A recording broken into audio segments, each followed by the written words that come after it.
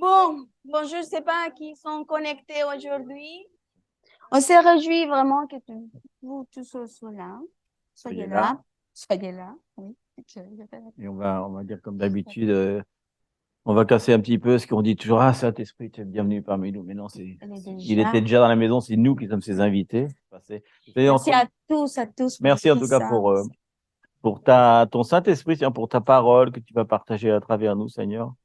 Merci pour la réunion, Seigneur, des frères, des sœurs, Pour l'amour, Seigneur. l'amour, l'amitié, Oui, frères et sœurs, on est fils et filles d'un même Père. Et c'est en ton nom, Seigneur, qu'on est réunis aujourd'hui. Amen. Hmm. On va, on va parler on On va va disposer continuer, nos à cœurs. disposer nos cœurs. Entendre ce que Dieu veut nous parler aujourd'hui. Voilà. L'enseignement, il a fait ça. Il a changé tous les jours. Lundi, c'était ça. Mardi, c'était ça. Cette nuit, c'était encore autre chose. Alors, je vous partage la version cette nuit. Mais même si j'ai pas pris mes notes, j'ai essayé d'aller sur le téléphone, c'est pas grave. Tu veux le Non, partager? non, je n'avais pas besoin. Je vais m'en rappeler. Et on continue donc en tout cas sur Le temps de le temps transition de transition, j'allais dire transformation. aussi. Mais De on va voir transition pour la on va voir aujourd'hui la transformation transformation dans la transition. Donc on avait fait on avait fait la transition. La La transition. transition, pardon. Pour la transformation. Transition, c'était il y a un petit moment. Après, on avait fait la semaine dernière passer d'esclaves à conquérants. On était chez notre belle famille, là, tous serrés les uns contre les autres. Rodriguez, Chez les Rodriguez. c'est prophétique ce qui s'est On passé. avait chaud. Chaud, chaud, chaud. Et aujourd'hui, on va continuer dans le thème, mais on va continuer avec l'Égypte. On va continuer avec la sortie d'Égypte. Alors, c'est intéressant pour plein de. Je sais pas où aller, en fait. Pour plein de raisons. Déjà parce que c'est intéressant de continuer ce qu'on avait dit à Conquérant. On avait reçu au Couleur en mouvement, pardon, vous vous rappelez, on avait reçu cette nouvelle porte, c'est il y a 3 semaines maintenant. Donc on est rentré par la nouvelle porte et il y a un événement qui se prépare, hein, pardon, pas un événement, une convocation que Dieu a fait la semaine prochaine. C'est pour ça qu'on a nos amis qui sont là. Et là, je pense que c'est plus qu'une porte, c'est plus un portail qu'on va voir. Mais ça ressemble un peu à ça, portail, c'est pas la même chose, mais on va avoir un portail.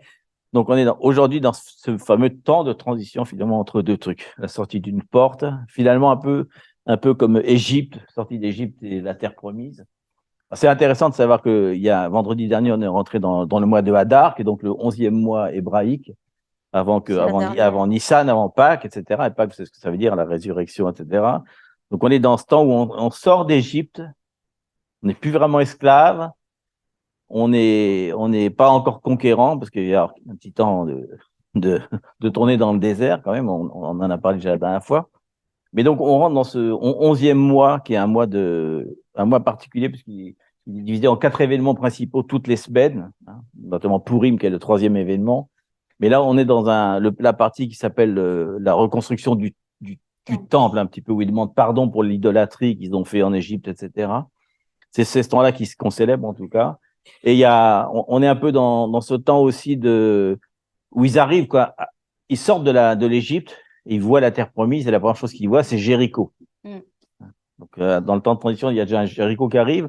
Vous avez peut-être vu qu'on a commencé hier à faire entourer la ville de Tours, hein, avec les voitures. On va le faire 7 fois, comme Jéricho. Et donc, il y a une préparation, comme si ce portail, il y avait un Jéricho qu'on va détruire avant d'arriver. Le Jéricho, c'est les forteresses. En fait, on va beaucoup parler de forteresses aujourd'hui. Les forteresses qui sont sur la ville de Tours, on va essayer de débranler un petit peu. Et quand ils arrivent, la première chose qu'ils font, c'est marrant parce que c'est une drôle de décision, ils sont à la merci de l'ennemi, comme Jéricho les a vus. Et la première chose qu'ils font, c'est une pause de 7 jours, comme nous on fait cette pause. Ils sortent d'une porte, comme nous, on est sorti d'une porte. Ils font une pause de 7 jours et ils décident de faire quoi?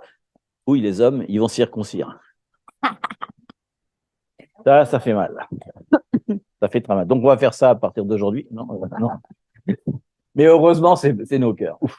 Ah, ah, ah, la vache. Donc, alors, on remarque un truc. Alors, qu'est-ce qu'ils vont faire? Alors, faut toujours voir. On a Christophanie, ça tombe bien. Hein. On va en profiter pour voir les implications spirituelles de ce qui se passe. En fait, ils vont circoncire réellement. Alors, ça veut dire qu'ils se mettent à la merci d'ennemis, puisque pendant 7 jours, tu peux plus marcher quand même. Hein. Donc, s'ils t'attaquent, t'es mal. Et ils vont l'appeler Gilgal. Gilgal, ça veut dire rouler. Donc, en fait, déjà, parce qu'ils roulent le prépuce, en fait, c'est ça que ça veut dire.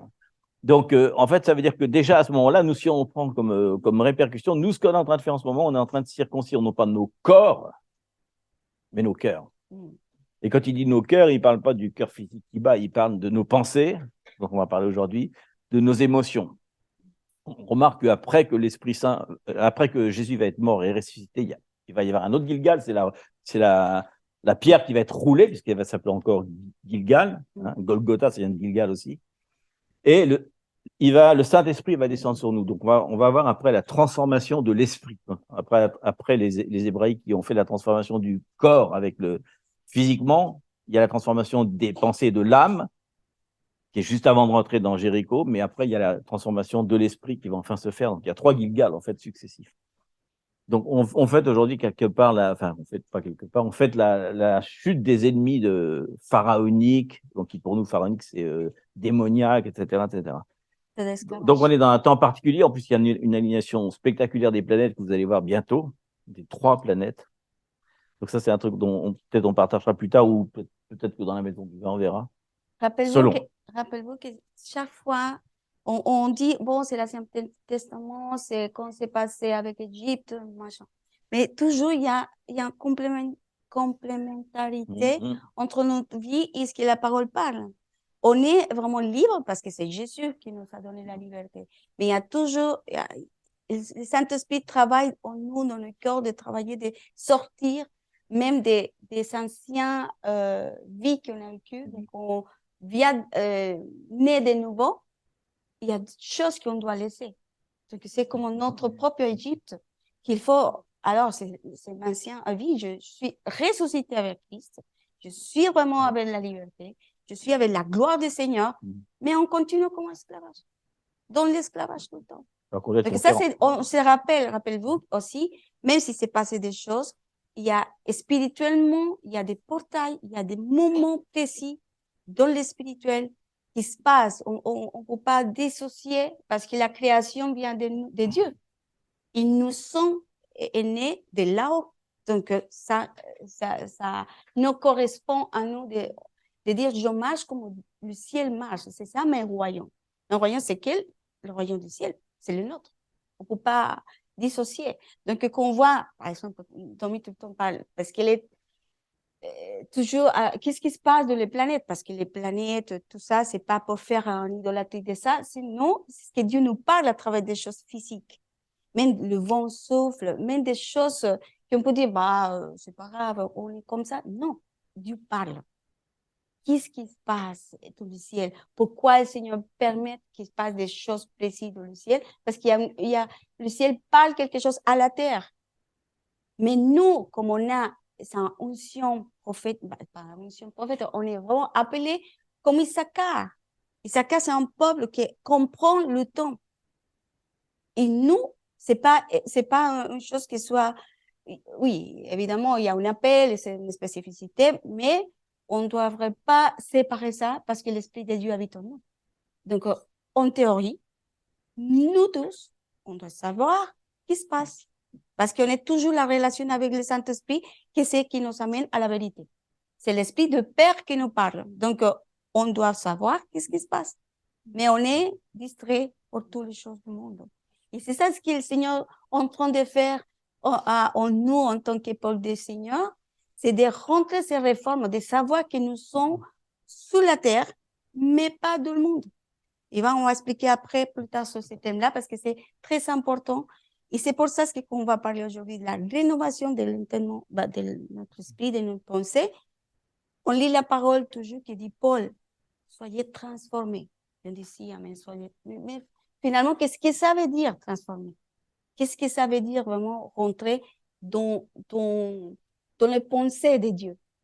Parce que c'est Dieu qui a déjà écrit des choses. C'est à nous, en tant que fils et filles de Dieu, d'écouter sa direction, d'être attentif. Et plus aujourd'hui, je pense que c'est plus fort dans ce moment de vraiment rentrer.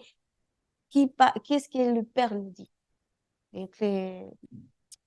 Avoir le discernement, les antennes, vraiment en direction à nos pères, à notre Père. Et quand il dit justement discernement des temps d'Isaac, parce qu'on va en parler, on va parler beaucoup de temps. Nous, on mélange souvent le temps enfin le temps chronos, quoi, Mhm. avec le temps comment dire, avec le monde réel. Alors dans la pensée hébraïque, il n'y a pas de dissociation entre les deux. Mhm. Mais donc, ils disaient entendement des temps. Donc, en fait, dans la parole, ils disent qu'ils avaient l'entendement des moèdes, en fait. Donc, des temps, c'est-à-dire que quels étaient leur entendement des temps, c'est qu'ils regardaient par rapport à ce qui se passait dans les signes spatiaux, parce qu'ils disaient j'ai mis des luminaires pour marquer les trucs. Donc, ils se fient en fait à ça. Comme les sages qui viennent après avec en fait, il faut que ça. Donc, ils se basaient en fait dans leur truc par rapport à ce qu'ils voyaient dans le ciel, quoi. Donc vous avez peut-être remarqué qu'avant Hadar, ça fait maintenant. Si vous rentrez en voiture le soir, vous avez sans doute remarqué ces deux belles étoiles qui sont alignées en ce moment. Enfin, ce n'est pas des étoiles d'ailleurs, parce que les étoiles, c'est très très loin. Les deux planètes de le système Jupiter-Vénus sont en ce moment alignées depuis maintenant 15 jours. Donc quand tu rentres le soir, c'est marrant, tu les vois toujours. Elles sont tellement brillantes qu'on les voit bien et elles sont en train de se rapprocher. Elles vont bientôt être en espèce. Tous les soirs, vous les voyez qu'elles se rapprochent de plus en plus. Elles sont en train de s'incliner, elles vont se mettre autour de la Lune dans quelques jours. On va avoir une super truc qui arrive tous les 500 ans. Ça va être très très haut. En plus, ça va être très vite parce que tout est vraiment très brillant en ce moment. Donc, il y a quelque chose de particulier que Dieu veut dire et ça a commencé en fait le jour des bannières. Enfin, le jour des bannières, l'alignement a commencé ce jour-là. Et il se poursuit en ce moment et tous les jours, il est en train de se rentrer en voiture, regarder le chiffre. D'ailleurs, on peut pas les rater. Hein, c'est vraiment très très puissant ce qui se passe. Donc, on a dit qu'on allait entendre. On va parler aussi de pas mal d'entendre la voix de Dieu. C'est toujours un problème des fois d'enseigner ça parce que des fois on peut entendre la voix de Dieu audiblement, hein, mais c'est pas forcé. Mais en tout cas, ce qui est sûr, c'est que si on va entendre la voix de Dieu, souvent on se dit Dieu parle-moi, souvent il va te répondre un peu la même chose, ben, s'il te plaît, lis la Bible. Toute la parole est déjà là, parce on dit parle-moi. Donc, quelle est ta parole? Qu'est-ce que c'est la parole? C'est la parole de Dieu. Et même s'il nous parlait, il ne nous dirait pas un truc qui serait en contradiction avec sa parole. Donc, souvent, ça serait comme si on disait, je sais pas, tous les jours tu passes, feu rouge. Ah, c'est quoi, je vais s'arrêter ou passer? Non, mais c'est bon. Tu l'as lu 1000 fois, arrête, tu sais qu'il faut s'arrêter, quoi. Donc, on pose souvent des questions bizarres où on a cette tendance à vouloir même des fois répondre à ce que Dieu va dire avant même qu'il l'ait dit, quoi. Une espèce de légalisme où il y a quelque chose qui se passe dans. Alors, on va venir après parce que ça fait partie des choses qu'on voudrait changer un petit peu. Des fois, il y a quelque chose qui se passe. Ah, mon mari, qu'est-ce qu'il est, il est pas croyant, je sais pas quoi. Et on va faire plein de trucs, tu sais, si je laisse traîner ma Bible bien ouverte avec un truc surligné, où je mets un enseignement bien fort, il pensait d'écouter. On fait plein de trucs, et à la fin, finalement, ça marche pas du tout. Alors, la réflexion qu'on entend souvent, finalement, il y a plus qu'à prier pour. Maintenant, il fallait commencer par prier. Et on met le truc à la fin. J'ai commencé par prier. La première chose qu'on doit faire dans une situation, c'est prier. Et nous, on essaye de faire tout ce qu'on peut humainement, légalistement, religieusement. Et à la fin, on marche, il ne reste plus qu'à prier. La phrase est bizarre parce que c'est exactement l'inverse. Il fallait prier, c'est l'inverse. Nous, on met tout, et on va voir que dans le raisonnement qu'on a, on va parler pas mal de trucs. Donc, si on rentre si on veut sortir l'Égypte de nos têtes, il y a une réforme à faire, une réforme à faire dans nos pensées aussi. Et on va voir que c'est pas évident. Et on pourra donner des exemples, sans être provocateur, de choses qu'on pense, qui ont un fondement biblique. Mais ça nous arrange bien que c'est un fondement biblique. On en a fait une espèce de vérité et c'est contraire à la parole de Dieu pourtant. Et on vit selon des trucs contraires à la parole de Dieu. Le monde chrétien vit avec des choses contraires à la parole de Dieu parce qu'il a sorti du contexte, il a pris autre chose. Vous vous rappelez qu'il a dit que la somme, c'est dans le psaume 119, je crois. 19. Peut-être. Il dit la somme de ta parole est la vérité. Quoi. On ne peut pas sortir un bout des choses. Et il ne peut pas penser non plus qu'il y a une nouvelle alliance, une ancienne alliance, comme si Jésus était venu installer une nouvelle religion, pas du tout. Il est venu en fait réformer l'Ancien Testament. Il s'adresse au peuple juif. Tous ses disciples sont juifs et la parole est juive d'ailleurs. Et il veut réformer cette religion pour en faire une extension. En fait, nous on est quelque part. Et c'est pour ça qu'après dans Romains, quand Paul va venir, il va refaire deux racines en même temps. Mais rappelons-nous que le christianisme existe 400 ans après Jésus. Quoi. Que ça devient une religion, quoi, on peut dire. Mais c'était pas le but de Dieu, c'est qu'on n'ait pas cet arrêt entre il dit, je suis venu accomplir la loi. Donc, c'est important. On va voir que il faut, dans la pensée qu'on a, il ne faut pas que ce soit une pensée, comment dire, je vais dire, nouveau-testamentaire, ou alors pour les juifs, une pensée ancien-testamentaire. C'est toute une chose ensemble. Donc, on voit que pour Paul, c'est très, très important parce que lui, en plus, il est juif. Donc, 160 Non, 119. 60. Voilà. Donc, lui, en tant que juif, il a un problème parce qu'il T'imagines le choc, il est sur la route, il vient persécuter les chrétiens, il tombe de son cheval, Jésus lui apparaît. T'imagines la réforme pour lui? Waouh! C'est-à-dire un changement totalement de sa culture, de tout ce qu'il pense, de tout ce qu'il a enseigné, même de tout ce qu'il a enseigné, qu'il a été enseigné. C'est un disciple c'est un grand disciple c'est un pharisien, Paul, donc il a une connaissance énorme et il fait partie de ces pharisiens qui ne pouvaient rentrer avec ce maître-là que s'il connaissait l'Ancien Testament, le Tanakh, par cœur. Hein, c'était la condition sine qua non pour avec ce maître-là. Donc, il a vraiment une connaissance. Et d'un seul coup, Jésus lui apparaît, il réforme complètement sa pensée. Et d'un seul coup, l'Esprit Saint vient en lui, vient sur lui. Enfin, il y a vraiment. Donc, nous, on est un peu pareil, mais nous, on vient pas de la religion juive, on vient de la religion française, d'une autre religion. Et donc, voilà, on va avoir plusieurs passages et on développera rapidement quand même. Donc, Romains 12:2, tu sais, ça fait au moins Romain, 25 fois qu'on va l'enseigner. Et à chaque fois, il y a une coupe de révélation qui vient en plus. Romains 12:2. Parce que c'est bien de lire les textes. attention. Ah, ça va pas s'arrêter. Il dit alors, ne vous conformez pas au siècle présent, à ce monde, au monde de ce temps-ci. Ah oui, excusez-moi, j'ai fait ma version étendue, là, Amplified Bible, j'ai fait. Bon, mais enfin, théoriquement, il dit ne vous conformez pas au siècle présent, mais soyez transformés par le renouvellement de l'intelligence, afin de discerner quelle est la volonté de Dieu, ce qui est bon, agréable et parfait. On la connaît presque par cœur, celle-là. C'est bon, bon. Mais il dit, en fait, il dit ne conforme pas au siècle présent, pour ça que j'ai mis à côté 3 traductions. Il dit à ce monde, je vous dis, il n'y a pas de différence entre le monde physique et le temps, c'est la même chose, ou au monde de ce temps-ci, comme on veut. Et donc le mot c'est aion, qui veut dire le temps en fait, exactement. Ça veut dire d'éternité en éternité aussi, ou la fin des temps, c'est la fin du aion, la fin des temps. Parce que pour eux, la fin des temps, aion, on dit la fin des temps, c'est un peu bizarre parce qu'on dit la fin des temps. Non, il veut dire que pour eux, c'est la fin du monde tel qu'on connaît, et le temps s'arrête en même temps, puisque le temps et le temps, en tant que physique, chronos, et la matière ont été créés en même temps. C'est la théorie acceptée par tout le monde, je pense. Tout a été créé en même temps. On ne peut pas avoir le monde sans le temps, ni le temps sans le monde. Il n'y a pas de possibilité. Donc, à la fin des temps, c'est-à-dire que quand tout s'arrête, le temps s'arrête, puisqu'on rentre dans l'éternité, mais le monde aussi s'arrête tel qu'on le connaît. C'est-à-dire que la matière telle qu'on connaît n'existe plus. C'est pour ça qu'on est encore glorieux, parce qu'on ne peut plus vivre ni dans le temps, ni dans le monde. On n'a plus de support physique.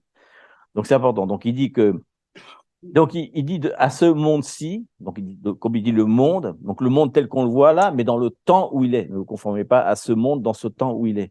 Ça veut dire qu'il y a un monde, il y avait un temps avant et il y a un temps après. C'est-à-dire qu'il y a un temps qui se déroule, quoi. Donc ça c'est important parce qu'il ne vous conformez pas.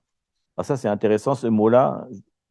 On publie des textes, c'est Société Matisto, et c'est intéressant parce que dedans, il y a sous qui est avec, mais il y a schéma dedans, d'où vient le mot schéma. Donc, quel est le schéma? En fait, le schéma, théoriquement, c'est la mode vestimentaire, quoi. C'est ça qu'il voudrait dire, quoi. Donc, ça veut dire les habitudes, tout dans une personne donc, qui frappe les sens, en fait. C'est-à-dire la figure, la culture, la mode vestimentaire, les actions, le mode de vie, quoi. Voilà, donc, il dit ne vous conformez pas, ne soyez pas en accord avec la culture de ce monde-ci, quoi. C'est-à-dire toute la culture, quoi. Il parle de tout ce qui frappe les sens, quoi.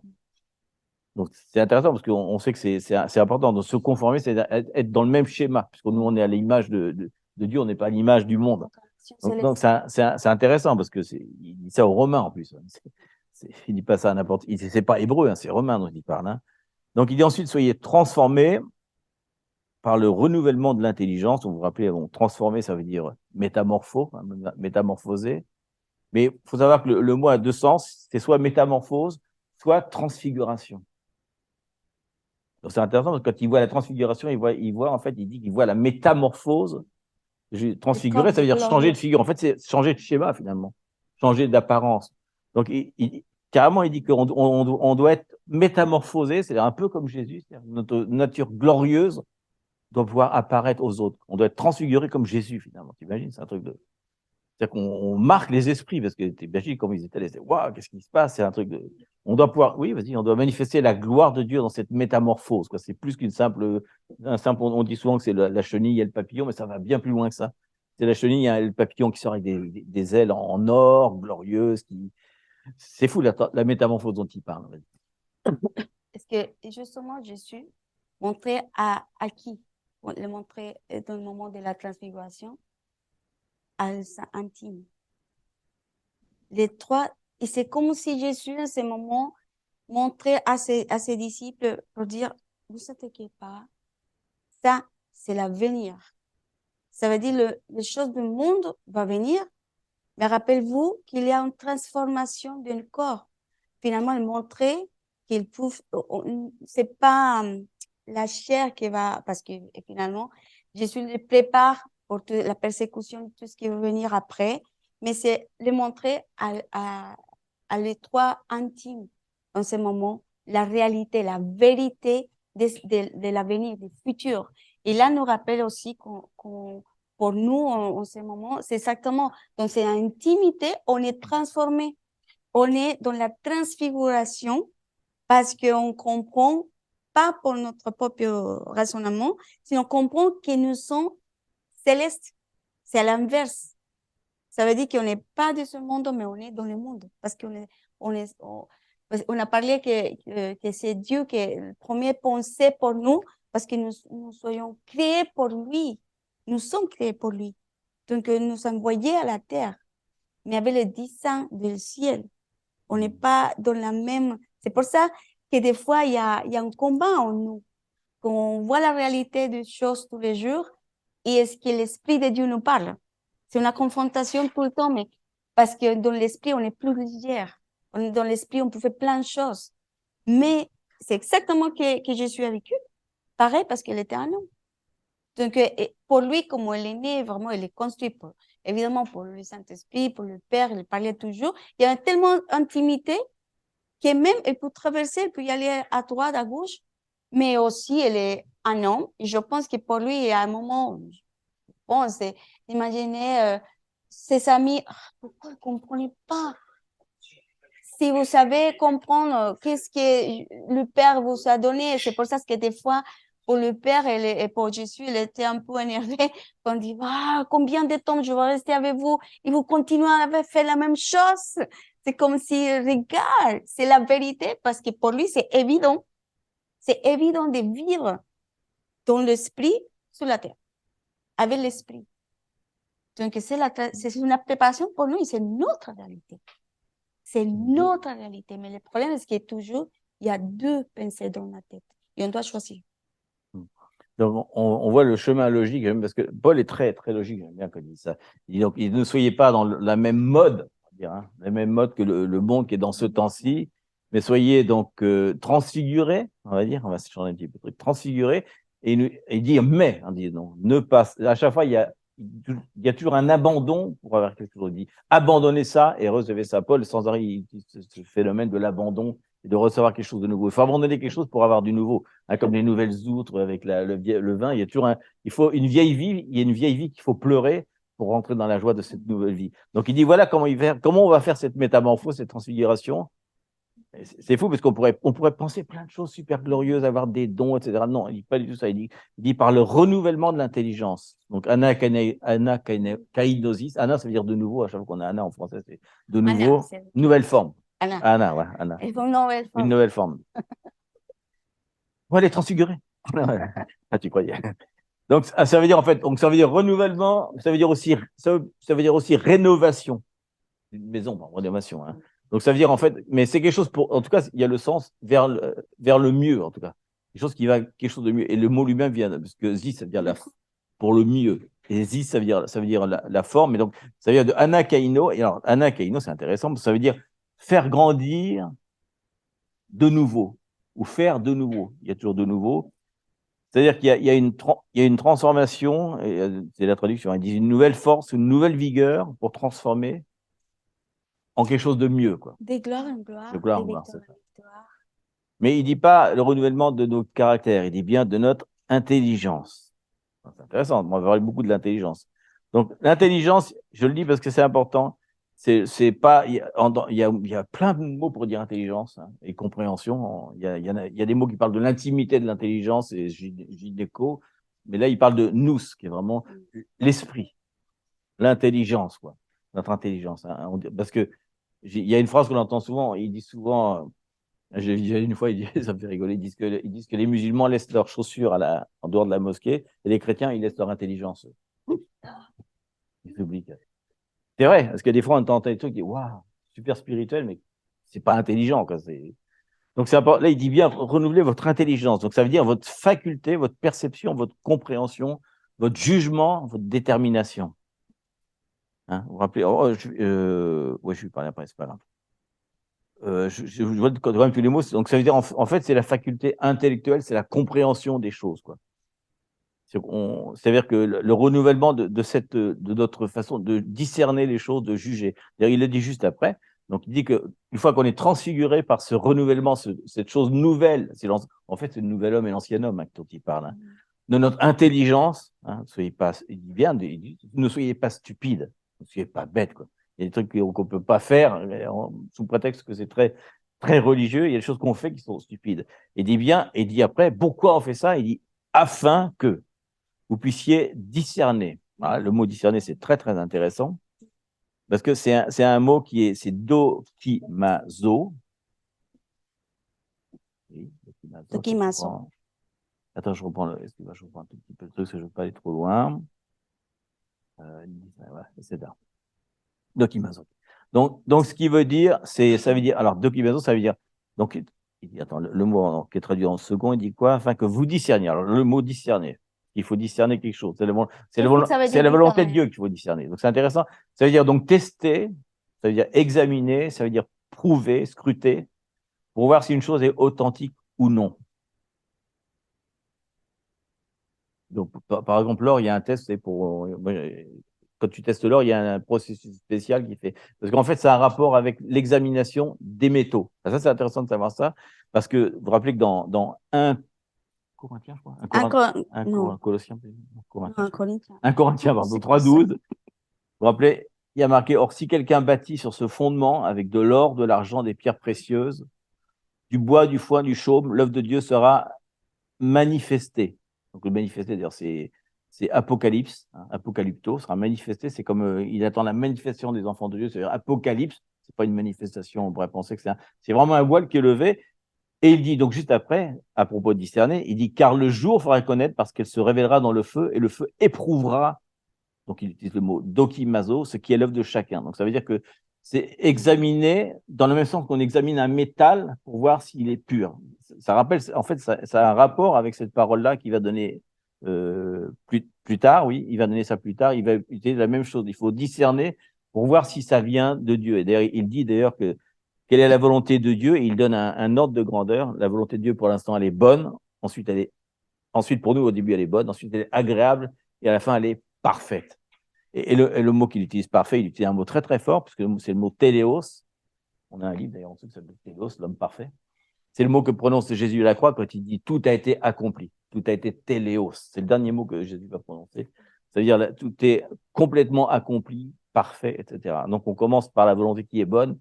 Dieu est bon en tout temps. C'est un peu notre louange. Après, il y a l'adoration. Dieu est parfait. Ah, c'est déjà plus, on connaît déjà Dieu sous notre truc. Et à la fin, finalement, le bon et le parfait, le bon, pardon, et l'agréable, on se transforme en parfait. Donc, c'est intéressant. Donc, en fait, téléos, ça veut dire mettre à sa fin, terminer. Voilà. Et la volonté, qu'est-ce qu'il disait? C'est intéressant parce on vient adulte. On vient vraiment mature. Et le mot volonté, donc je vous dis quand même, c'est intéressant. Ça veut dire les préceptes, les commandes, ce que Dieu souhaite qu'on fasse. Donc, alors que si on prend tout le thème, déjà on a une compréhension un peu différente. Ne soyez pas à la même mode, ne soyez pas à la mode culturelle de ce monde-ci de 2023 à Tours, mais soyez complètement. Mais voilà, la lumière est là. Et soyez en est transfigurés d'un seul coup. C'est fait exprès. Parce que notre intelligence est renouvelée et on va enfin pouvoir tester comme un peu comme la parole. C'est-à-dire quand on va lire la parole, on va être là, on va gratter la parole. On va essayer de faire ça. Gratter la parole.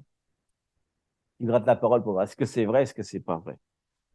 Enfin, c'est plutôt pas que c'est vrai ou c'est pas vrai, c'est que la parole de Dieu, est-ce que je la lis, on va en parler, est-ce que je la lis avec le Saint-Esprit, est-ce que je la lis d'une autre façon, est-ce que je la scrute vraiment ou je la lis, enfin, quand je dis je la lis d'ailleurs, quand je dis que je la lis, d'ailleurs, c'est marrant parce qu'on parle de lecture comme ça, mais est-ce que je la. En fait, dans le texte original, Dieu dit toujours qu'il faut prononcer la parole de Dieu. Il dit murmurer, il dit que ce livre ne s'éloigne pas de ta bouche. Il dit de murmurer en permanence comme font toujours. Il la lise en doigt parce que le fait d'entendre quelque chose, ça donne la parole est vivante. Donc, quand on a tendance à la lire sans la lire à haute voix, c'est marrant parce qu'on lire, c'est marrant. En français, il y a une dichotomie entre les deux, lire et lire à haute voix. On n'a pas la même sensation. Il dit que la parole réma vient de ce qu'on entend. Il dit pas il dit bien de ce qu'on entend et il dit le mot oreille. Hein. Il dit bien que ce qu'on entend par l'oreille. Il dit pas de ce qu'on lit. Quoi. On peut avoir une parole réma. En fait, même les juifs sont pas d'accord. La parole réma et le parole logos, pour eux, il n'y a pas de différence. Il n'y a pas de différence. Mais nous, dans le monde chrétien, on a senti ce truc-là, la parole réma, qui est une parole révélée. Mais c'est une parole révélée par l'audition. Donc, vous remarquez sans doute que quand vous lisez la parole comme ça, puis dès que vous la prononcez, d'un seul coup, il y a quelque chose. Hein. D'ailleurs, quand on prie avec la parole de Dieu, c'est encore plus fort. Hein, parce que là, vraiment, on utilise l'épée de la parole et on sépare quelque chose. On a remarqué, quand on prie sans la parole de Dieu, c'est fort aussi. C'est pas aussi fort que prier avec la parole de Dieu. Donc, c'est important. Et dit bien, justement, c'est important pour nous d'avoir cette intelligence, quoi, en même temps, de pas non plus, comment dire, prendre, j'allais dire des vessies pour des lanternes. Mais un peu ça. On va laisser, voilà. Donc, je vais revenir un petit peu, parce qu'on va aller un petit peu plus dans la pratique, maintenant qu'on a pris ces connaissances. Même si, attends, non, je reviendrai un peu. Je donnerai dans le texte plein d'autres passages de la parole qui parlent de ça, hein, le renouvellement de l'intelligence. Il n'y a pas que celui-là, c'est le plus connu, mais il y a beaucoup de passages qui en parlent. Donc, intéressant, il faut laisser Dieu nous recréer à l'intérieur. On va parler d'un homme nouveau, un homme ancien. Donc, c'est important, parce que juste avant ça, vous vous rappelez qu'il a dit qu'il faut présenter notre corps comme un sacrifice vivant. C'était déjà l'introduction. Hein. Et juste après, c'est toujours intéressant quand on sort un passage de dire qu'est-ce qu'il a dit avant, qu'est-ce qu'il a dit après. Il a dit avant que notre corps était un sacrifice vivant déjà, c'est quelque chose d'agréable. Et juste après, il enchaîne, donc c'est une lettre quand même, il a un ordre logique quand il dit ça. Il nous parle d'une autre façon d'être dans le royaume de Dieu, et juste après, Romains 12:3, juste après, c'est la conséquence du renouvellement de l'intelligence. En fait, c'est surprenant comme renouvellement. Il dit que par la grâce qui m'a été donnée, je dis à chacun de vous de n'avoir de lui-même une trop haute opinion, mais de revêtir des sentiments modestes selon la mesure de foi que Dieu a départie à chacun. Wow. Il dit que la conséquence de ça, c'est pas qu'on a un gros cerveau, on a une super connaissance de la parole, on va être un enseignant extraordinaire, etc. Il dit que déjà, on sacrifie sa vie à Dieu, ensuite on renouvelle notre intelligence, on change de culture, mais que la conséquence sur notre vie, et c'est la volonté de Dieu qui est bonne, parfaite et agréable, c'est qu'on soit humilié finalement. Il dit que ça en est la conséquence. Et vous voyez que Paul, à un moment, va se plaindre parce qu'il a cet énorme ego, il va s'enfler d'orgueil et Dieu va lui laisser cet aiguillon pour lui dire non, ma grâce te suffit. Si jamais tu n'as pas ça dans ta vie, oh, Paul, avec toute sa connaissance, il était super intelligent.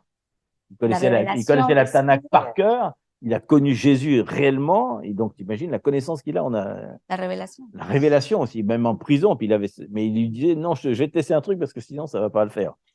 Donc, il dit attention parce que malgré tout, le renouvellement de l'intelligence doit amener vers l'humilité. En fait, c'est comme on dit toujours, la culture, c'est comme la confiture. Moins on en a, plus on l'étale. C'est un petit peu ça, quoi. C'est ça qu'il veut dire, quoi. Voilà, donc la première chose, c'est qu'on n'est plus motivé par les trois pensées qu'ont l'homme en général, qui est je veux, je pense, je sens que. Parce qu'on veut savoir, Dieu, qu'est-ce que tu veux, qu'est-ce que tu penses, qu'est-ce que tu sens que tu dois faire. Qu'est-ce que tu vas dire? Voilà. Il le dit, quoi que vous fassiez, que vous mangiez, faites-le pour la gloire de Dieu. Ça, c'est intéressant. Donc, c'est-à-dire que les buts de Dieu, les objectifs de Dieu, le plan de Dieu deviennent plus importants pour nous. Et heureusement, parce que le but de toute la parole de Dieu, c'est en fait, il nous aime, mais il pense à lui. Désolé. C'est son plan, c'est sa création, il fait de nous ce qu'il veut, mais c'est son plan, c'est son royaume qui doit s'accomplir. Donc, tout le but de connaître la parole de Dieu, finalement, c'est d'accomplir la volonté de Dieu, de faire que son royaume vienne, parce que de Genèse 1 jusqu'à Apocalypse 22, tout parle du retour de Jésus, en fait. Ça ne parle que de ça.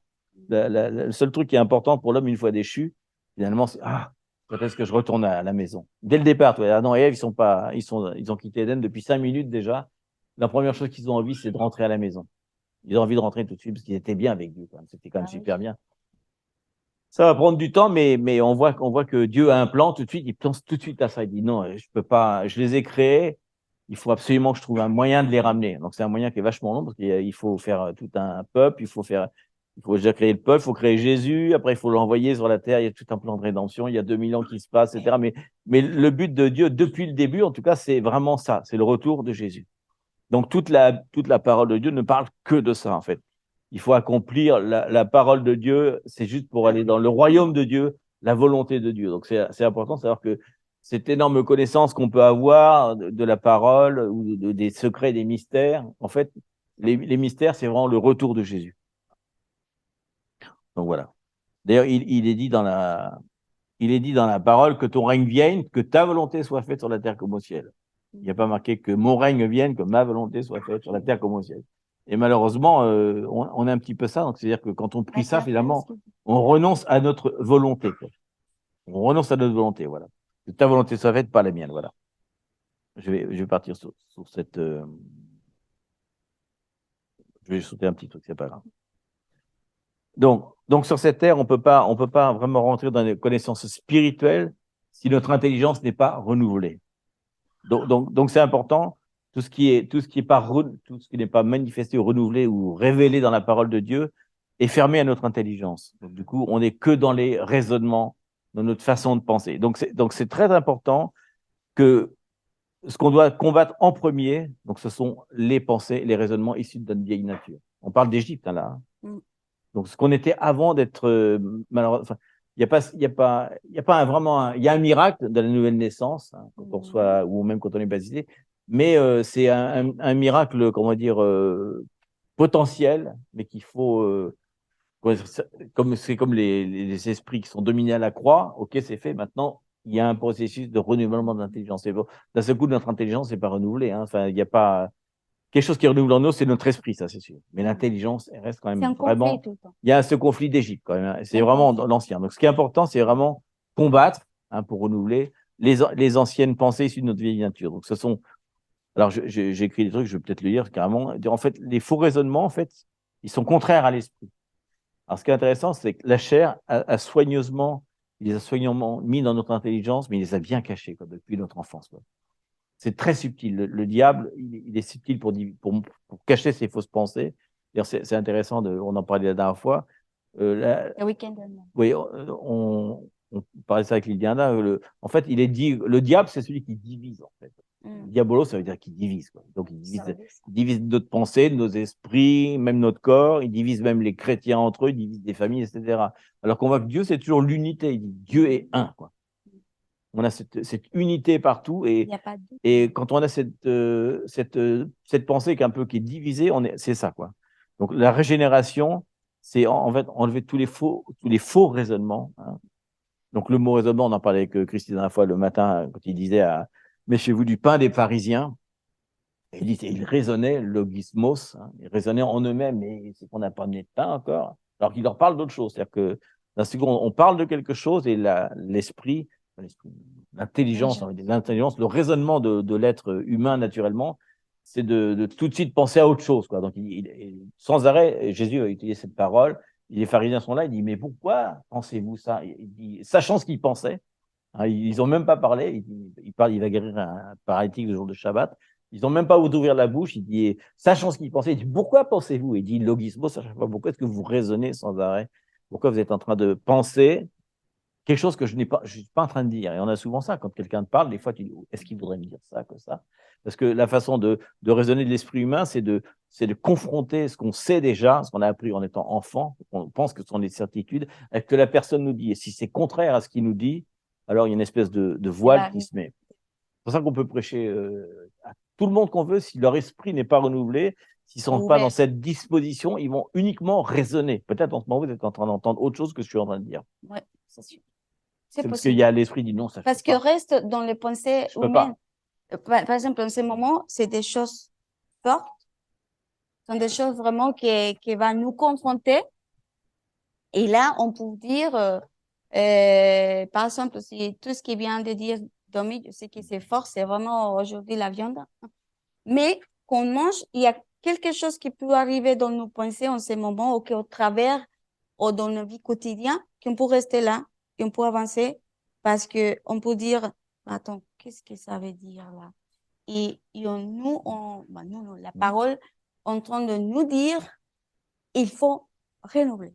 Il faut rentrer dans notre nature, notre vraie nature. Et c'est justement, on est né pour l'esprit, mais la chair, non. Il faut la vraiment soumettre à ce que la parole dit, comme la parole nous demande, comme ce qu'elle a dit. Mais c'est l'esprit qui va nous renouveler. Mais si nous, la volonté toujours, peut dire non. Même si l'esprit voulait, parce que l'esprit le comprend. Mais je ne peux pas arriver là parce que la chair dit non. Mais c'est de dire non, sans mettre. Pourquoi? Parce qu'il y a la puissance de la parole qui vient sur nous. On dit, qu'est-ce que dit Dieu? C'est parce que des fois, c'est ce qu'on dit la parole. Des fois, c'est nous qui dit, Seigneur, bénis mon plan. Tout ce que je veux, Seigneur, viens à moi parce que j'ai un plan pour toi. Et c'est à l'inverse, c'est Dieu un plan pour nous. Donc, Seigneur, c'est ce que tu veux qu'on fasse. OK? On est là, tous ensemble. Seigneur, comme on dit souvent, Seigneur, qu'est-ce que tu veux nous parler ce week-end? Nous, toujours, on demande, qu'est-ce qui se passe? Et toujours, il dit, regarde dans la parole, qu'est-ce qui se passe dans le spirituel? C'est quelle porte spirituelle qui s'ouvre? Il y a un mouvement et qu'on parle tous, par exemple, le Seigneur a parlé quelques mots, quelque chose pour la semaine. Donc, le Seigneur travaille le corps avant toujours. C'est pour confirmer que c'est lui qui nous transforme, que c'est lui qui nous conduit. Mais c'est à nous de dire, oui, Seigneur, je suis là, transforme-nous, qu'est-ce que tu veux qu'on fasse, et on se laisse faire. Et là, c'est un problème. On va aller un peu plus dans le concret, parce que c'est intéressant de se confronter soi-même par rapport à ce qu'on pense. Et il y a, juste avant de faire l'enseignement, d'ailleurs, toute la semaine, j'avais cette pensée du renouvellement de l'intelligence. Et en fait, je me l'impression qu'on n'est pas constant, en fait. Dans la vie, on n'est pas constant avec le Seigneur. C'est très difficile d'être constant parce qu'il y a toutes les choses de la vie toujours en train de nous distraire, etc. Et je me disais, je me trouve un truc, je me dis, tiens, je vais mettre une alarme toutes les heures sur mon téléphone, toutes les heures, le téléphone va sonner, et pendant 1 minute, il dit, attends, où j'en suis là? Où j'en suis? Est-ce que je suis en train de marcher dans le spirituel ou ouais, un truc. Mais c'est fou parce qu'on se rend compte à quel point on dérive des fois. C'est un peu comme si on est sur le bon chemin, ça c'est sûr, mais il y a des moments, on a l'impression qu'on marche dans les yeux fermés. Non, sérieusement, puis d'un coup, tu dis, vache, je suis plus sur le chemin. Parce qu'on n'est pas constant. Ouais. Et pourtant, on voudrait.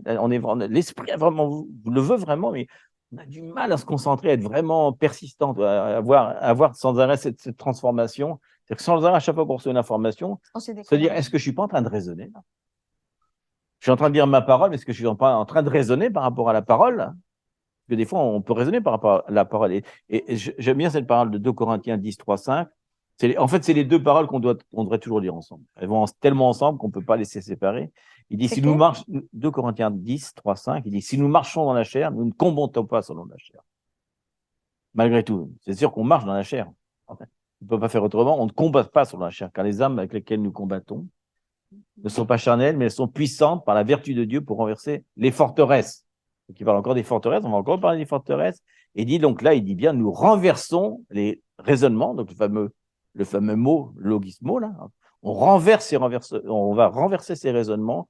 Et en anglais, c'est traduit par imagination. C'est aussi le mot imagination. Il dit cast your imagination, exactement. Nous renversons les raisonnements et toute hauteur qui s'élève contre la connaissance de Dieu, à nouveau. La connaissance de Dieu. Et nous amenons toute pensée captive à l'obéissance de Christ. C'est fort cette parole-là, parce que ça veut dire qu'il faut vraiment renverser, il faut absolument renverser, dériver ces idoles. En fait, comme les idoles. Oui. On renverse une idole qui est une imagination. Et alors, il y a plusieurs sources qui peuvent nous amener dans l'erreur de l'interprétation de la parole. Déjà, c'est parce que peut-être des fois, on ne connaît pas toute la parole. On n'a peut-être pas compris que la somme de la parole est la vérité. Donc, si on interprète, par exemple, il y a certains passages de l'Apocalypse qui ne peuvent s'interpréter que parce que Jésus fait référence à quelque chose qui est dans Genèse. Si on ne connaît pas Genèse, on rate complètement le message. Des fois, il dit des choses aux apôtres, aux apôtres, et il leur parle d'une chose qui est dans la culture juive. Donc déjà, si on ne connaît pas la culture dans laquelle c'est écrit, on passe à côté de quelque chose. Il leur dit quelque chose d'autre. On imagine. Il dit par exemple, je reviendrai le moment où vous ne savez pas quand. Et en fait, il leur parle de tabernacle. La fête des tabernacles s'appelle comme ça. Elle s'appelle la fête qu'on ne sait ni quand. Il leur dit ça. Je reviens à tabernacle. Oh, ok, tu reviens à tabernacle. Et nous, on dit, non, on ne sait pas quand il revient. Si, c'est parfaitement quand il revient. c'est marqué dans la Bible. Mais nous, on n'a pas cette interprétation. Donc, C'est pas le jour, mais par c'est exemple, la saison. il dit par exemple, le coq va chanter 3 fois. Le mot coq n'est même pas dans le truc. Il parle d'autre chose qui est dans la culture. On pourrait partager une fois si vous voulez. Mais c'est autre chose. Il n'y a pas de coq qui va chanter. Hein. C'est le nom d'un personnage qui s'appelle le coq dans la culture juive. Ça n'a rien à voir. Mais c'est beaucoup plus fort que le coq qui chanterait 3 fois. C'est beaucoup plus beau d'ailleurs. Donc, une autre source de faux raisonnement, c'est les mauvais enseignements. Ça, c'est important. Les mauvais enseignements qu'on a reçus, alors soit de pasteurs, d'enseignants, peu importe, ou malheureusement tout ce qu'on va chercher sur Internet, etc. C'est pour ça qu'il dit que c'est bien d'avoir un maître. Et à l'époque, il faut se rappeler qu'avoir un maître, c'est pas comme ça. On n'allait pas dire j'allais voir tel maître. On allait voir le maître et le maître disait s'il t'acceptait ou pas. C'est un privilège d'être enseigné. Alors que maintenant, tu ouvres un lien YouTube, ça y est, tu as un truc. Donc, il y a plein de trucs, ça fait plein d'idées légalistes. Donc, c'est intéressant parce que, en fait, vous remarquez ça que souvent, on va même zapper. On commence le truc, on va pas au bout. Parce que l'esprit, c'est un esprit Facebook qu'on a maintenant. Hein, c'est pas Book of Face, pas livre de la foi, c'est Facebook. C'est-à-dire qu'on regarde les visages, quoi. Tout ce qu'on regarde. Donc, on va prendre des tas de trucs. C'est intéressant parce que le diable, il est là pour diviser. Donc, il cache sous des trucs religieux, bibliques, quelque chose qui nous arrange, quoi. Ça nous arrange bien, quoi. C'est très arrangeant de dire non, finalement, j'ai étudié la parole, l'enfer n'existe pas. Le diable a dit yes. Que Jésus, si tu crois pas en lui, c'est terrible, mais si tu crois pas au diable, c'est génial, il va pouvoir te faire chuter gravement. Tout ce qui t'arrange, tu dis ah, ça, c'est un bon enseignement, ça. Ça m'arrange bien. Après, tu vois un enseignement qui dit oh non, ça, non, c'est trop, il y a trop de jugement là-dedans, c'est trop, non, c'est trop jugé, toi. On pourrait dire, il y a des gens qui disent non, la dîme n'est pas dans la Bible parce que j'ai ça, ta. Ça m'arrange bien, je ne veux pas donner d'argent au curé. C'est bon, ça m'arrange. C'est vrai que ça t'arrange, tu dis, oh, c'est bien cet enseignement-là, c'est génial. Mais quelle est quelle est la vérité, quoi? La vérité, elle est complexe parce que par exemple, c'est un Dieu d'amour, c'est un Dieu de jugement. Et c'est pas en opposition. Parce que nous, on a cette imagination, parce que de notre culture, nos parents, notre père, en tout cas, notre père nous battait, par exemple, mais en tant que réprimande. Et là, c'est pas pareil. C'est un père qui aime, mais à cause de ça, il nous corrige. Donc, tu vois, c'est un tout petit détail que je veux donner. Mais il y a des gens qui ont une conception complètement différente du père, parce qu'ils ne voient que le jugement. Et d'autres, ils voient que le jugement, mais ils ne voient pas le père, quoi. Ils ne voient pas que c'est une complémentarité, qu'il n'y a pas d'opposition par rapport l'un à l'autre. Par exemple, déjà, des Genèse, quand il expulse Adam et Ève, c'est par amour pour eux. Parce que maintenant qu'ils sont devenus charnels, ils ne pourraient pas supporter la gloire de Dieu, ça le tuerait. S'ils les laissent dans les ailes, ils vont mourir. Il faut qu'ils sortent, sortez. Mais mon plan, c'est que vous reveniez après quand même. Il y a un plan comme ça de Genèse Apocalypse qui se passe, mais c'est important de connaître ça. Donc c'est important de faire attention un peu, parce que la chair, elle aime bien déguiser, c'est un peu comme des mirages, on a l'impression que c'est vrai, mais quand on arrive au truc, on se rend compte que c'est pas très vrai, quoi, ce qui était là. C'est juste un mirage. Donc, il y a des faux raisonnements. Mais ce qui est intéressant, c'est qu'ils ont souvent, ces faux raisonnements, souvent, c'est très séducteur. C'est très, c'est très à la mode du temps, quoi. Il y a une fausse allure spirituelle, parce que des fois, on pense qu'on est en accord avec Dieu, parce qu'on a un support biblique pour dire, toi, c'est marqué ça ici. Et tu pourrais lui dire, oui, mais la parole dit aussi que ça. Ah. Dans la Bible, il y a comme ça ce qu'on appelle, il y a des gens qui disent, le monde dit c'est les contradictions de la Bible. Et pas du tout, c'est pas des contradictions, ça s'appelle des tensions. Et quand on commence à creuser dans la tension, on voit que c'est pas une opposition, c'est juste un raisonnement très, très complexe. C'est pas si facile que ça de lire la Bible. On peut pas, c'est pour ça qu'il dit, c'est pour ça qu'on a l'Esprit Saint. Il dit d'ailleurs, quand vous priez en langue, vous révélez les mystères de Dieu. Donc, priez en langue avant de lire la Bible. On avait dit une fois, on avait dit de faire l'exercice, on avait fait à l'église. Prenons un exemple, on va étudier un passage très très court, on avait dit je suis le chemin, la vérité et la vie, mais avant de faire ça, on va prier pendant un quart d'heure en langue et on va relire le passage. Et ton esprit dit waouh! Il n'a resté seulement un seul mot. C'est quoi? Est-ce que c'est un miracle? Est-ce que c'est un truc? Non, c'est juste que qui a écrit la parole de Dieu, c'est l'Esprit de Dieu. Donc, en fait, l'Esprit de Dieu, il lit ses propres paroles. Il sait très bien ce qu'il a écrit. Et nous, on a souvent tendance à s'arrêter tu sais, quand on écrit un super livre, le mec, il dit, on pourrait dire, ah, c'est bien ce que tu as écrit. Il y a l'autre qui va dire, ah, c'est quoi le stylo que tu as utilisé? Il est vachement bien, dis donc. Enfin, on fie à ça, c'est comme on dit, le sage monte la lune et l'idiot regarde le doigt, quoi. Des fois, la Bible te montre un truc et toi, tu t'arrêtes à l'apparence des choses. Tu vois un truc superficiel, tu te dis, à la limite, presque à la limite, tu voudrais en faire une application pratique pour ta vie, alors que c'est plus une somme de connaissances, connaissances, mais au sens connaissance de son père. Révélation. C'est un peu comme, je sais pas, si tu as tout le monde serait intéressé par lire, par exemple, son père naturel sur la Terre, s'il écrivait un roman, sa vie à lui, quelle était la vie de mon père, etc. Parce que ça nous permet, en connaissant sa vie, quelque chose qu'on connaît aussi par rapport à nous. Donc c'est important. Donc c'est important de savoir que notre seule garantie, c'est de savoir que le Saint-Esprit est mis à l'œuvre pour nous révéler par exemple, la vérité de Dieu. Parce qu'il dit qu'en plus, on entend toujours la brebis, entend toujours la voix du Père.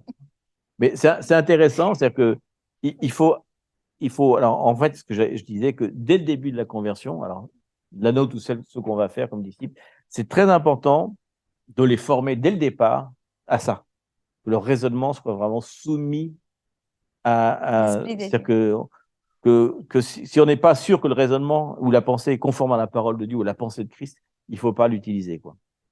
Parce que c'est facile, parce qu'on a l'impression des fois de construire un mur vraiment dans la Bible, mais en fait, c'est pas brique par brique, c'est plein de briques à la fois qu'on a construit. C'est important. Parce que si on construit sur une brique qui est déjà un fondement erroné, c'est embêtant parce que tout ce qu'on va construire après va être complètement faux et ça va s'écrouler un jour.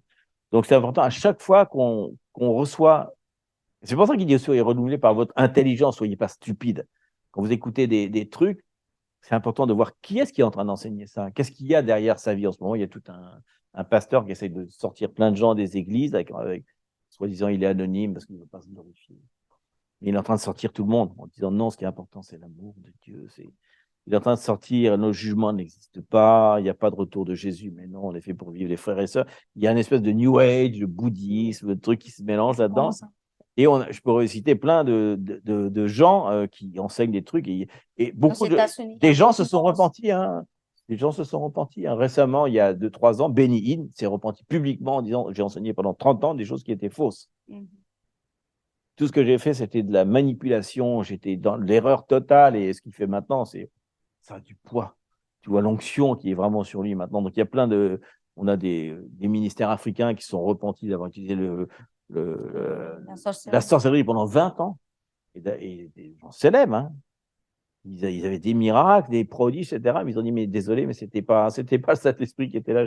Je vous ai tous mis en erreur. Et on parle de millions de personnes qui ont été détruites sur leur fondement, quoi. Donc, nous, ici, en tout cas, notre but, c'est important d'écouter qu'une voix aussi, pas d'écouter plein de voix, quand même. J'allais dire, d'ailleurs, au début, avant même de commencer l'enseignement, j'avais envie de vous dire, d'ailleurs, tout ce que je dis là n'est sans doute pas vrai. Ne croyez pas ce que je viens de vous dire. Surtout, allez bien vérifier que tout ce que j'ai dit est bien vrai. Rentrez vous-même parce que. On le dit tout le temps. En fait, le truc de la parole Réma, de l'audition, c'est que ce que toi tu lis et que toi tu dis. Mais si quelqu'un te lit la Bible, sa parole Réma, c'est pas une parole Réma pour toi. Hein, quand tu as une révélation, c'est triste, mais tu peux pas la partager à d'autres. Elle est vraiment pour toi. C'est un truc, c'est un trésor et tu vois un trésor. Ah oui, super. Ah what? C'est génial, pourtant, c'est un truc de fou, mais tu peux pas partager l'onction, tu peux pas partager la gloire, le miracle, c'est des trucs qui sont vraiment face à face. Qui se vivent face à face. Donc, vraiment, à chaque fois que, alors, je le dis pour nous maintenant, mais si vous allez écouter d'autres enseignements, si vous rencontrez d'autres personnes, bien regardez qui est-ce qui enseigne, qu'est-ce qu'il y a derrière lui. Regarde la parole. Quel est son but et qu'est-ce qu'il dit. C'est vrai ou pas? Est-ce que c'est vrai? Est-ce que c'est vrai ensuite? En plus, c'est vraiment la forteresse, c'est vraiment selon la révélation de l'esprit de vérité. Il dit dans Jean 14, l'esprit de vérité que le monde ne peut recevoir parce qu'il ne le voit point et ne le connaît point.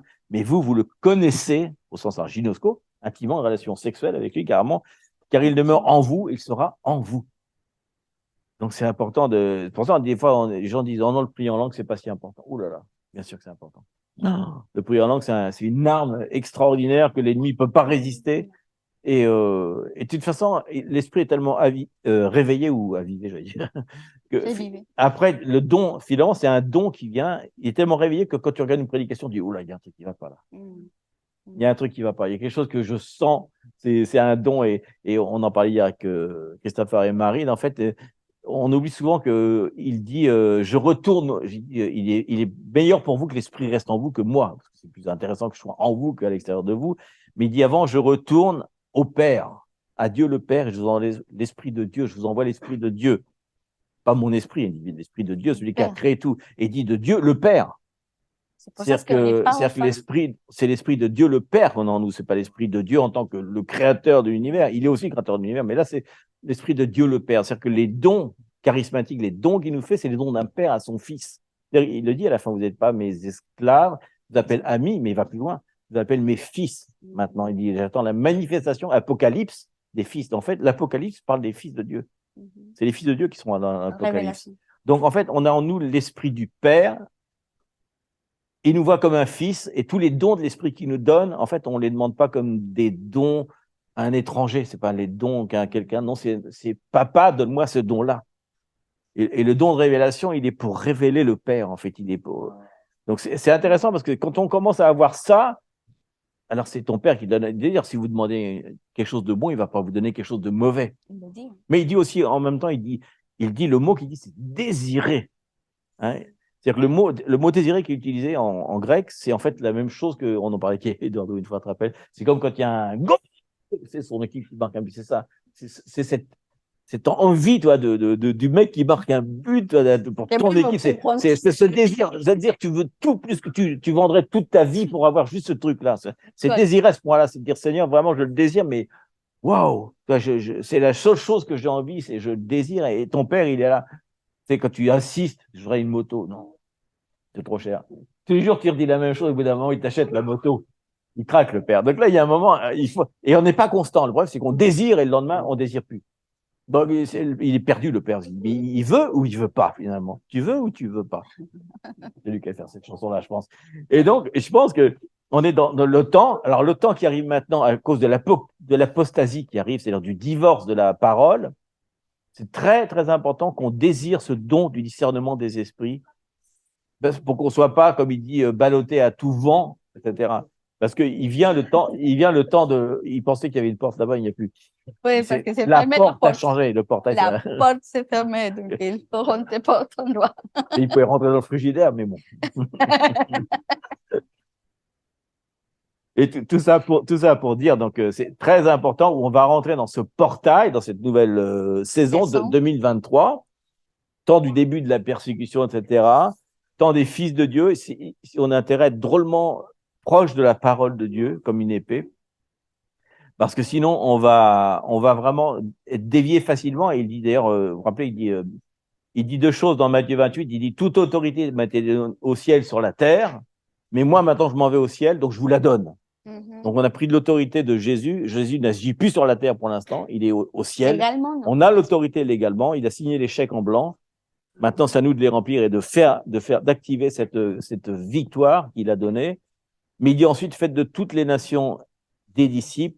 Et dit, afin qu'ils gardent ma parole. Et le mot qu'il dit dans garder, c'est l'inverse de l'opposé, qu'il n'y ait pas de divorce de ma parole. C'est-à-dire que ma parole telle qu'elle a été écrite au début, et la raison pour laquelle elle a été envoyée, il n'y ait pas cette apostasie. C'est très important parce que dans les derniers temps, les gens vont essayer de divorcer de la parole. Ils vont essayer d'en faire autre chose, quoi. Ils vont changer les mots, changer les paroles. Ils vont arrêter d'aller voir les sens en grec, en hébreu, ça les intéresse pas. Ils vont prendre la version parole de vie, qui est très rapide, c'est de la nourriture hachée.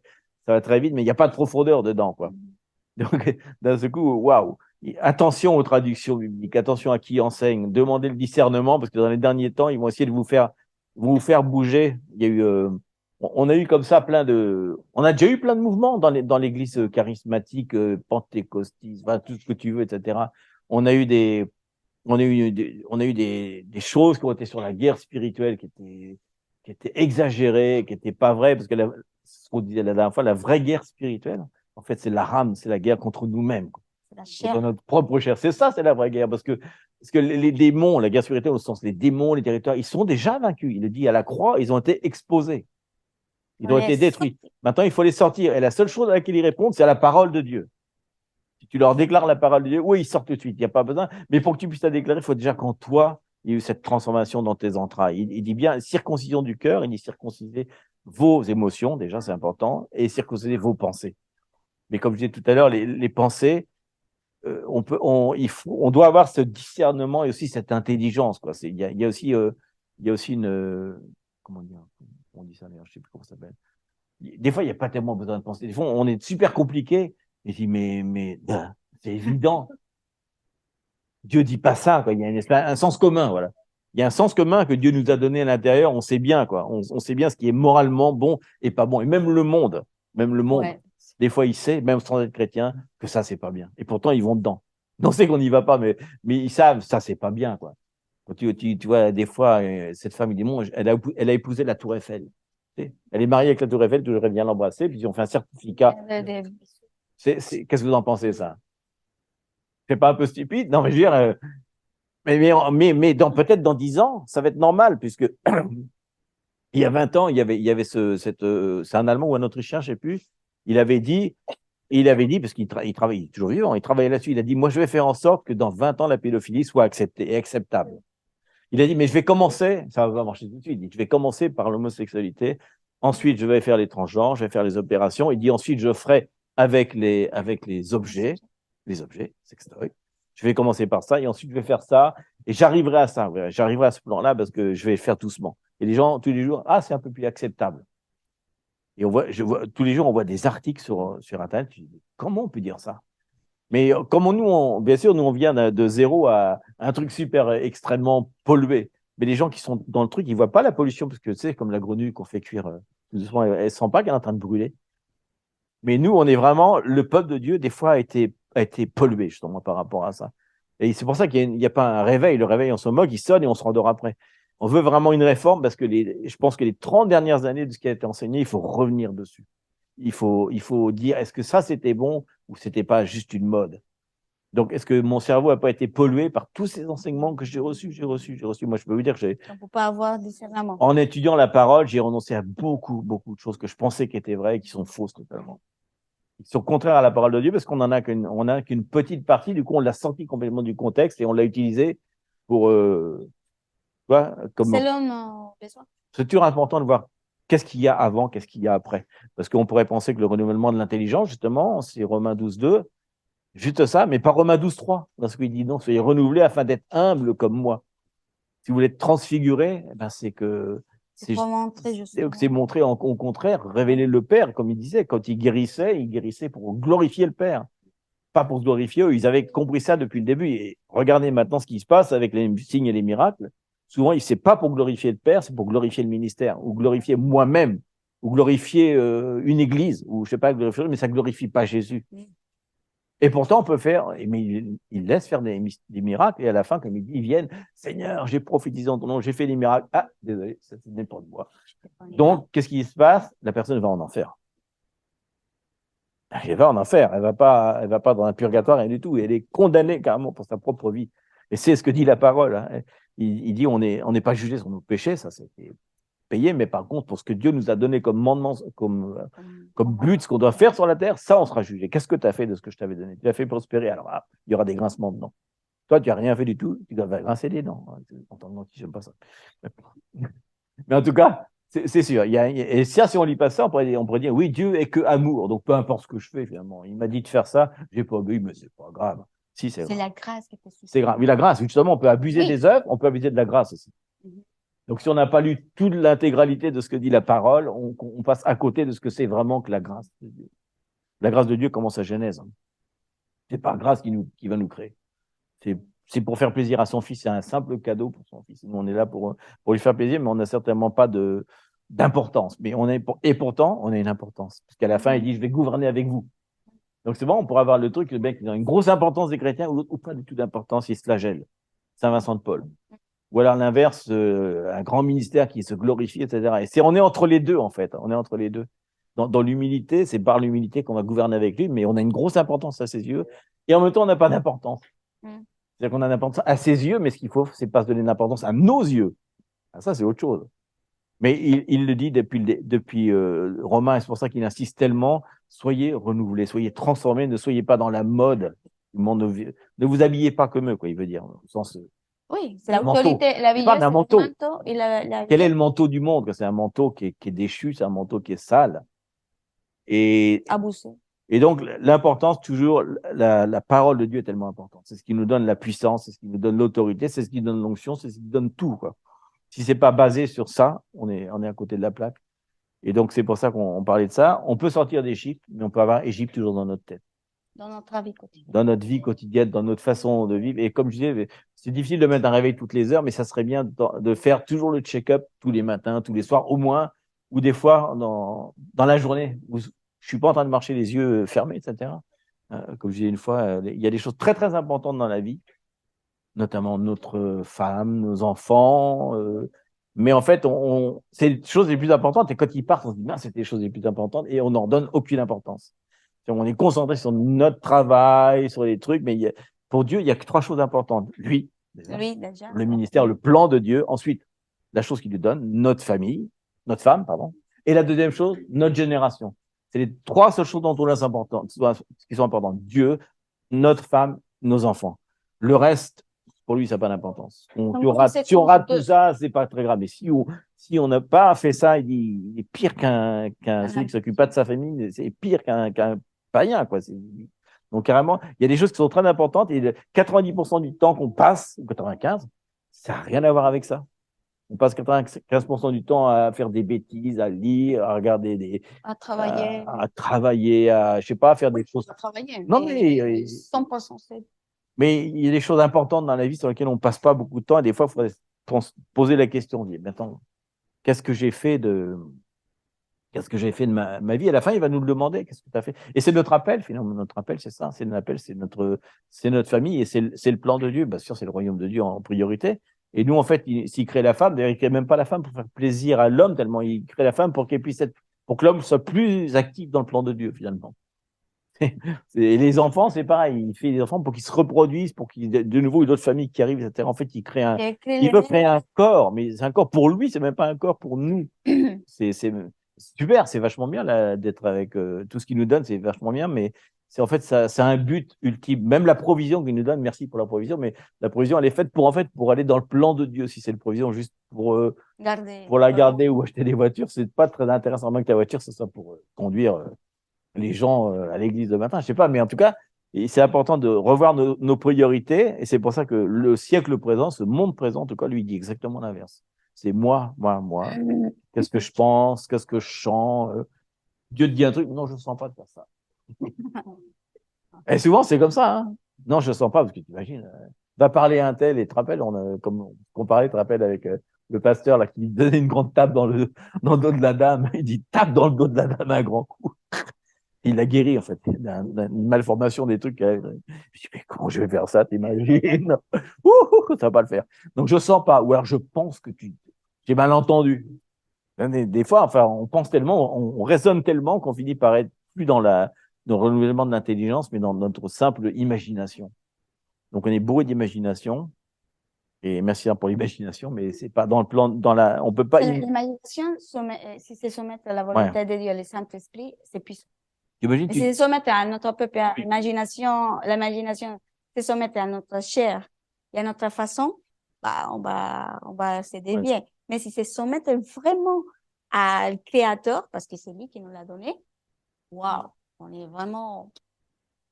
C'est comme si on prenait n'importe quelle parole de la Bible, tu montres à quelqu'un et qu'est-ce que tu en penses? Moi, je pense que on s'en moque de ce qu'on pense. Ce qui est intéressant, c'est qu'est-ce que dit vraiment la parole. Souvent, parce que souvent, on pense que moi, je pense que la parole dit ça. C'est moi comme une conversation dans ton ça avec quelqu'un. Je pense. En fait, je pense, donc j'ai su. Hein. Parce qu'à la fin, ça tombe par terre. Hein. Mais est-ce qu'il y a une chose vraiment forte qu'on a senti, vraiment une urgence de nous établir dans les vrais fondements? Ouais. Pourquoi? Parce que le temps arrive, on le voit. On voit qu'est-ce qui arrive. On voit les nouvelles, on voit la télé. Il y a plein de choses qui se passent aujourd'hui. Si on n'est pas ferme dans la parole, on va perdre le chemin. C'est facile. On va se dévier, on va être frustré parce que comme on pense toujours, la promesse de Dieu l'a dit ça, mais jamais l'a dit. Est-ce que le Seigneur l'avait dit? Jamais avait dit ça. C'est toi, ton imagination, qui a pensé que Dieu t'avait dit ça, mais jamais l'avait dit ça. C'était vraiment qu'est-ce que Dieu me parle. C'est pour ça que l'intimité est tellement forte en ce moment. Avec la parole, avec le Saint-Esprit. Avec Jésus, avec le Père. La famille, parce que c'est l'autre chose. Hein. L'indépendance. C'est Dieu, la parole et moi. Je n'ai pas besoin de corps. Et c'est pas vrai. C'est contraire à ce que la parole dit. Justement, de C'est rester contraire. comme un corps nous fait garder, de rentrer dans la pollution et dans toutes ces choses qui s'émettent. Les démons sont les démons. Les démons qui arrivent, qui sont déjà là, sont prêts pour la fin. On le sait. Mais aussi, les anges de Dieu sont prêts aussi pour les enfants Amen. de Dieu. Mais la terre, comment on va manifester une chose, si on même pas, on ne sait pas qu'est-ce que Dieu nous a donné. Tu peux être héritier d'une grande maison, d'une grande chambre, d'une plein de choses. Je parle des choses physiques, mais je parle d'un sens spirituel et des puissances en toi. Si tu ne connais pas, vous êtes hérité à quoi? Dieu a vécu des choses. Mais si on ne le lit pas, si on rentre, si on ne croise pas, si on ne sait On ne pas, creuse pas. Ouais. on ne creuse pas, jamais on va savoir qu'est-ce que Dieu veut nous dire. Ils sont des trésors, sont des codes spirituels pour nous, pour ouvrir des portes pour nos vies. Il y a des moments précis dans la prière, je parle toujours de ça. Il y a des moments, si on est conscient, on est sur la terre, on travaille, on fait tout le quotidien, c'est normal, c'est ça ce qu'il faut, et voilà. Mais pas de donner le 100% à quelque chose que Dieu dit, il y a un équilibre en Dieu. C'est pour ça la colombe, il y a deux ailes. C'est tout ce que Dieu nous a donné, le travail et tout, mais toujours il y a un équilibre dans nos vies. On ne peut pas être, non, je vais laisser de travailler aujourd'hui parce que je suis vraiment, comment on dit, spirituel. Ouais. Mais si Dieu t'avait dit, OK, Ah oui. parce que Dieu va épauler ce que Dieu Bien. a dit. Sinon, c'est simplement parce que c'est une idée, parce qu'aujourd'hui, on apprend que vraiment le temps arrive et donc la persécution va arriver, je reste dans la maison. Est-ce que Dieu t'avait dit ça? Non. Dieu fait son travail. Si Dieu veut qu'on reste à la maison, Dieu va faire qu'on reste à la maison. Si Dieu dit qu'il faut sortir, il faut sortir. Si Dieu dit tu dois rester dans ces entreprises, même si tu es noué, même si tu démarres de ça, parce qu'il y a une but, parce qu'il y a une seule personne que Dieu veut utiliser ou toucher ces personnes. Et c'est le même témoignage qu'on a entendu d'une prophète qui nous avait dit. Elle avait toujours de faire des grands congrès. Parce qu'il était prophète. Et un jour, le Seigneur a dit, tu es capable de bouger tout oui, Une foule. c'est une convocation, Ouais. une convocation Investir de l'argent. d'investir Ouais, ça amène un ça. stade, Ça va. de faire tout l'investissement dans ces pays-là, parce que je vais faire une seule Une personne. seule personne. Parce que ces personnes-là, Lui, elle dit ça quand même. Elle a dit jamais va venir à autre endroit, sinon à ce stade et à cet endroit. 200 000 Et $. nous avait dit, et en ce moment, ça me paraît vraiment bête. Je dis non. Elle avait dit non. Elle n'a pas accepté. Non, elle a dit non. Plus tard, elle a compris parce que quelqu'un a obéi. Parce que les plans, c'est ça le problème, parce que nous, on se sent vraiment tellement protagonistes de toutes choses. C'est le plan de Dieu, c'est pas le nôtre. Donc, Dieu parle, autre personne, est-ce que tu serais capable? Elle dit, Seigneur, pour toi? Bien sûr, Seigneur. Tout ce que je gagne. Et même sa personne, ce qu'elle nous racontait, même sa personne, elle a donné tout. Elle avait rien dans son bac. Elle a dit, c'est ce que le Seigneur a dit, je obéis parce que l'argent vient de lui. Et c'est Dieu qui m'a parlé ça, je donne tout parce que Dieu veut faire ça. Je obéis. Et cet homme, elle a fait ça, la personne est gagnée. Et aujourd'hui, c'est illégal. Ce Billy Graham qui était là. Donc, on ne peut pas vraiment... Il y a des petites choses que Dieu nous parle.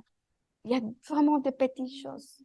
Et c'est pareil. Et pourquoi il y a en ce moment, c'est simplement d'obéir. Pourquoi? Parce que le temps arrive et on le voit pour les nations. Vraiment, on est à la porte. On est à la porte. C'est de dire, Seigneur, comme on avait dit le week-end dernier, David, tous les jours, comme on dit, Dominique, je fais un stop. David, tous les jours, est venu devant Dieu. Seigneur, examine-moi, même mes intentions. Preuve. On a peur de dire, Seigneur, passe pour le feu. mes pensées. Parce qu'on n'a pas à dire, ah, je vais rentrer en dessert, je ne sais pas. Il dit éprouve-moi. Il dit le même mot. Point. Le même mot que le métaux. Éprouve-moi. Éprouve-moi. Il y en a peur. Mais c'est le meilleur qui se fait ça. Parce qu'on a des arguments. Et chacun peut choisir. Mais c'est l'Esprit de Dieu parce que justement, il nous parle, il nous invite à rentrer vraiment avec lui parce qu'il nous aime. C'est son plan, c'est merveilleux de rester avec lui. Et c'est l'amour du Père. Si aujourd'hui on écoute ça, si aujourd'hui le Seigneur nous dit, fais attention, redresse, reviens le fondement. Ok, Seigneur. Pourquoi? Parce que là, il y a un plan plus grand que ce qu'on pense. C'est ce que la parole dit. Nos pensées sont tellement petites, tellement jusqu'à nez, que Dieu pense plus grand. On pense à Billy Graham, par exemple. On se dit, bah, c'est un homme. Et aujourd'hui, combien Dieu utilise cet homme pour faire plein de choses. Des fois, Dieu ne pas de laisser, de donner des choses, même nous, de sortir de nous-mêmes, de nous penser, de nous être des idoles. Nous, on construit aujourd'hui des idoles dans nos pensées, dans nos vies quotidiennes. Et à la fin de faire des idoles, d'élever des idoles, on vient religieux. On est en église, c'est bizarre ce que je veux dire, mais en église avec des figures dans nos maisons, dans nos familles, dans notre intimité avec le Seigneur. Ça, c'est fort. C'est fort. On doit être vraiment, comme le Seigneur nous avait dit doucement avant, légère. On doit rentrer vraiment dans ces chemins étroits. C'est pas facile, mais c'est bon. C'est bon. C'est important de faire ça aujourd'hui dans le troisième temps de transition parce que on va rentrer la semaine prochaine dans un face-à-face avec Jésus. Donc, c'est intéressant de voir qu'on va être face à face avec Jésus et on va vraiment parler de ça. Notamment. On va parler beaucoup de comment on peut être face à face. Finalement, c'est un rapport avec l'intimité, avec la paternité, avec tout ce qu'on a parlé aujourd'hui. Mais tout ça, c'est vraiment un renouvellement de nos pensées. Il faut, en même temps, on veut être vraiment dans la soumission de ce qui va se passer, et dans la liberté de l'esprit. Alors, je sais qu'on est tous un peu bien là-dedans, ça va, mais il y aura d'autres invités.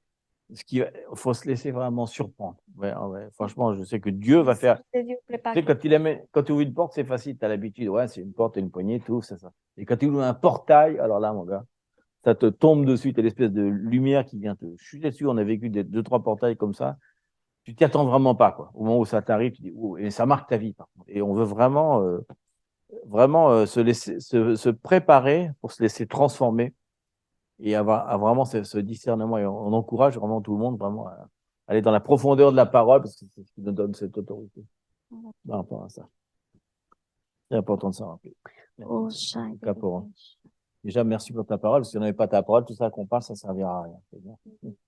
Merci, Seigneur, pour ta parole est vivante, Seigneur, comme tu disais à Élie, le Dieu devant lequel je me tiens est vivant. C'est ça que je dirais, Seigneur. Ce Dieu-là est vivant, sa parole est vivante, Seigneur. Merci parce que c'est un trésor. On ne peut pas mesurer, Seigneur, que tu nous as donné. Je te prie vraiment que notre intelligence et notre raisonnement soient renouvelés, Seigneur, totalement métamorphosés, transfigurés, Seigneur. Totalement, Seigneur. Quelque chose de nouveau, c'est-à-dire une transition qui mène d'un point A à un point B, mais pour le meilleur, Seigneur. Et on s'attend au meilleur avec toi, Seigneur. Parce que tu prépares, Seigneur, ce lieu secret, Seigneur, comme tu dis, dans lequel on peut être à l'abri, Seigneur. On va pouvoir se réfugier, Seigneur. Mais c'est vraiment un lieu secret parce que c'est quelque chose qui est caché ici, Seigneur, dans lequel tu vas nous donner toute la révélation, Seigneur, et cette puissance et même cette onction, Seigneur, qui vient de toi, Seigneur, qui va nous permettre de résister. Et tu dis que dans les derniers temps, tout sera ébranlé, Seigneur, mais nous, on sera déjà inébranlable parce que tout ce qui devait tomber, on l'aura déjà fait tomber, Seigneur, dans nos vies. Il n'y aura plus que le solide qui est construit sur ce rocher, Seigneur, sur lequel tu nous dis de nous former, Seigneur, de nous tenir, Seigneur, ferme, Seigneur, c'est ta parole qui est ce rocher, Seigneur, parce que quand les choses viendront, Seigneur, on pourra distinguer la vérité du faux et le mensonge de la vérité, Seigneur. Merci de nous donner vraiment, et on demande vraiment tous, communautairement, Seigneur, ton esprit de discernement qui tombe sur nous, Seigneur, ton Saint-Esprit activé en nous, Seigneur. Merci, Seigneur.